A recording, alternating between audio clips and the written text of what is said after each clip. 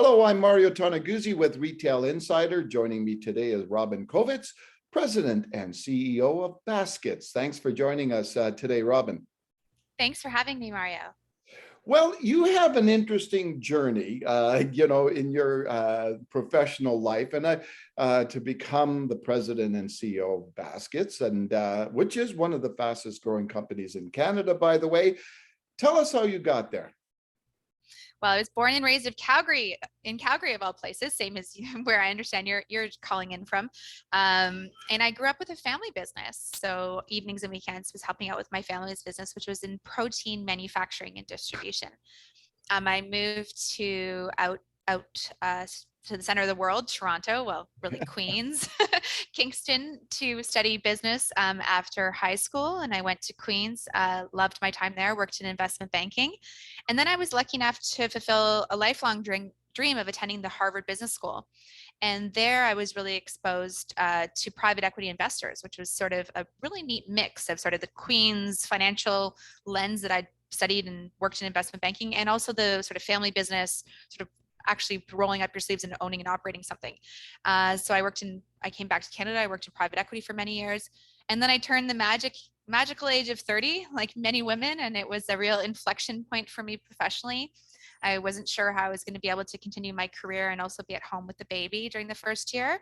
And so I basically left my career on Bay Street, which I loved so much in private equity investing, to work from home 10 years before the whole world decided that it would be fun to work from home. And I decided to try and find a small business to buy and operate on my own, and lucked into buying Baskits Inc. So we're Canada's leading purveyor of fine gifts. Really honored to be one of the fastest growing companies 2 years in a row. And we're, I guess, the largest gift basket company. So we design, manufacture, and ship gift baskets and boxes all across Canada and the US. So what year was that when you took over Baskits? So it's 2014. So it feels like yesterday, but almost 8 years now. Okay, and tell me, if you rewind the clock to that time, what was it about Baskits that appealed to you?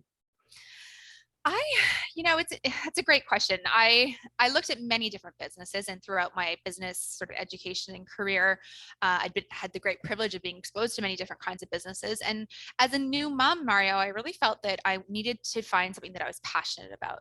If it was going to be where I was going to go away from my baby, it had to be something that I loved, almost like a third child. And so I just fell in love with Baskits.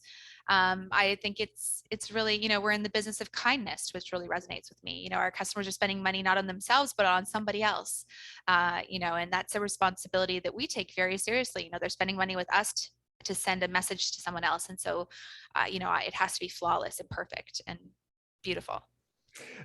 So when you look at the growth, the tremendous growth that the company has experienced in the last few years, especially, can you point to some of the factors behind that? I think it's a few things. The first thing is that in our business, the recipient of the gift, so the person who actually receives the product, is typically not the same person who pays for the product. So that is an interesting conundrum, right? Because the person who's buying it might not see it. I think, unfortunately, there's some people in our industry who see that as an opportunity to cut costs and maybe send something that isn't as good as what you see online. I've taken a very different approach. I think, if anything, it has to exceed expectations. I'm old-fashioned Calgarian, really live and die by my word and my reputation. And so, I think in many ways, just doing the right thing, doing what you say, shipping out something that looks exactly like the picture that the person bought. If UPS or FedEx loses a basket, I send a new one, no questions asked, no charge to the person who sent it. Just doing some old-fashioned things that other people in our industry aren't doing. Okay, and let's talk about the last 2 years, and of course the pandemic that we've been experiencing. Well, first of all, what was the impact for you as a retailer in this period of time? It was terrifying. I mean, when COVID first happened, we didn't know what was going to, like everyone else in the world, we were wondering what life was going to be like. I was quite scared that maybe nobody would have any disposable income. And ultimately, gift basket is, a disposable luxury. Disposable income, it's not something that you need to buy like food and shelter. And so I actually was very scared. I was determined not to lay off a single person. And so I pivoted and we quickly got our medical device license and started importing face shields because we weren't sure if our core business was going to survive the pandemic. Fortunately, ultimately there was more interest in gifting when people were stuck at home because we deliver right to homes.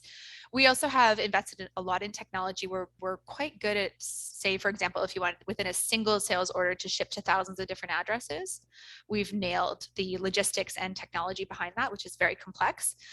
So there was actually ended up being increased demand for our services, and we actually still have a warehouse full of face shields. If you know of anyone who needs, I'm happy to say we did not need to go down plan B. Yeah.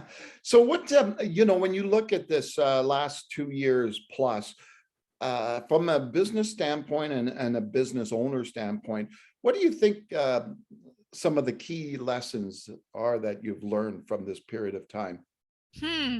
Yeah, so many things. I mean, I think the first thing is just how resilient we are as small businesses. The fact that we were able to pivot and get into a whole other business within a matter of weeks was remarkable, and how amazing the government was to just make that process easier. They eliminated some of the red tape. I think COVID really showed us, though, the importance of human connection, which is what our business is built upon, and how important human relationships are, and also just how important our team is. I mean, I think we've always been sort of a people first company, but we've really became closer as a team, just bonding through getting through this difficult few years together. Now, it's interesting. I want your take on customer service because I'm a I'm a big proponent that that if the customer service isn't there, it doesn't matter what your product is, doesn't matter what your price point is. People are, you go walk into a restaurant and you're treated badly. That's the last time you're going to be in there, right? Can you talk a little bit about the importance of customer service, especially in this day and age? It's huge. I mean, I think a big part of our secret sauce has been just out servicing the competition. And when someone buys a gift from us, they don't have the time to go to the mall and put together pieces and make sure it looks nice and send it out. So they're really paying for the service. And so as a team, we're always making sure that we make it quick and easy. That's what they're paying for. And you know what? In business, like my grandfather taught me, things happen, right? Of course, there's hiccups along the way. It's how you recover brilliantly that matters. And so we are constantly just making sure that we're true to our word and recovering strongly. I think in the world of e-commerce, it's a little bit tricky because so many people expect free shipping.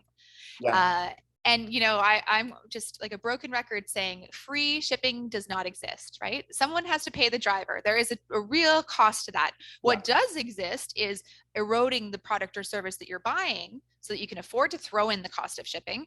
But that's not a game I want to play. I want to be very transparent that the product costs this, the product and Yeah. service costs this, and shipping costs this. It's, this whole concept of free shipping irks me. There's no such thing as free shipping. So, which you bring up an interesting point here, but I'm curious about in this period of time that we've experienced, what has been your experience in terms of the supply chain and the last mile delivery? How has that gone for you, especially for a company of your nature? So when I first bought Baskits, I was really surprised to see that, I was fresh eyes looking at every aspect of the business, working in every aspect of the business. And I really felt that the last mile was a weakness for us because, we could design, source, put together the most beautiful basket. But if some guy is, smoking and hucks it on the wrong doorstep, everything is lost. And Yeah. so I'm very grateful that I actually built full last mile in-house operations. So we have our own fleet in the GTA and we actually hand deliver all of our gifts. So that proved to be a massive advantage during COVID. From a supply perspective, the supply chain globally is broken 100%. I mean, we've watched the cost of a container, an inbound container from overseas quadruple. And prices are changing so quickly that it's very difficult to plan. We actually just bought a new warehouse and gutted it over this period as well. And so, watching the supply chain from a construction perspective has also been very interesting. Parts, there's just such a shortage in parts and such delays everywhere, and just massive price inflation and shortage of trades too. So I think the global supply chain is really broken, which means we need to do a better job forecasting and purchasing earlier. So, maybe this is a good time to ask this question about you're primarily online company, but you do have some, I guess, showrooms. I don't know how you would describe it. Some storefront. Can you describe what you have? Yeah, so we have three, I guess, storefronts. They're very small square footage.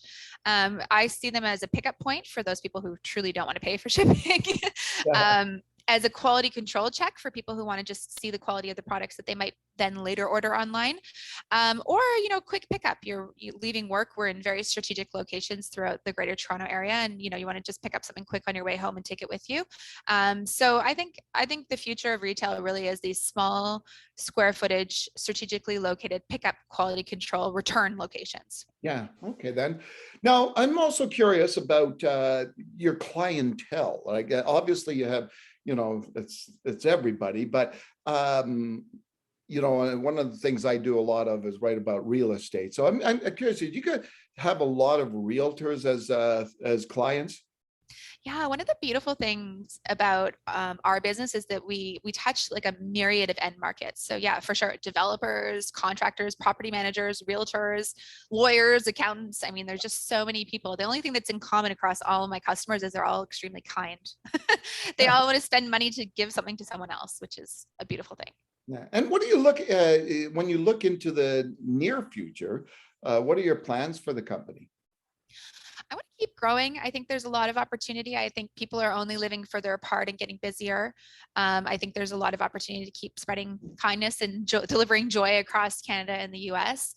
I'm really proud of the team that we're building here at Baskets. And so, I have no plans to sell the business, just want to keep growing and think that there's, the market's growing and there's lots more market share to take. All right, super. Well, thanks very much, Robin, for joining us today. Thanks for having me. All right, super. That was Robin Kovitz, President and CEO of Baskets. I'm Mario Toneguzzi with Retail Insider. Thanks for joining us today.